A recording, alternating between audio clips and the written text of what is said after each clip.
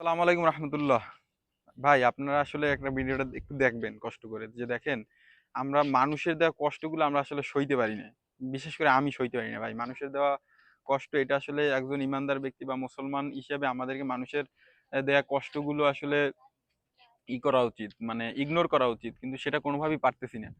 কিভাবে কি করা যায় ভাই? আল্লাহ তাআলার কাছে বেশি বেশি দোয়া করি, কিন্তু তারপর মনের ভিতরে একটা ক্ষত রয়ে যায় যে অমুকে আমার সাথে এটা করতে পারলো, আমি তো তার সাথে, মানে আমি তো মানুষের সাথে কখনোই ধোকা দিই নাই বা তাকে কষ্ট দিই নাই, কিন্তু আমার সাথেই কেন এরকম হলো? এই বিষয়টা আসলে সবার মাঝেই হয়। সেক্ষেত্রে আমাদেরকে আমি একটা সলিউশনও বার করছি যে ওই যে বিষয়টা আপনি যে কষ্ট পাবেন, ওই বিষয়টা আপনার মাথা থেকে ঝেড়ে ফেলে দিতে হবে এবং ওই বিষয়টা আর ভাবা যাবে না দ্বিতীয়বার যে এইটা কেন হলো না হলো।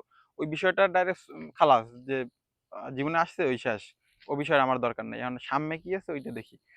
এইটাই আপনাদেরকে বলার ছিল যে আপনারা সবাই আরকি এরকমই আল্লাহর উপর ভরসা করবেন এবং মানুষের দেওয়া কষ্টগুলোকে আসলে ইগনোর করার চেষ্টা করবেন।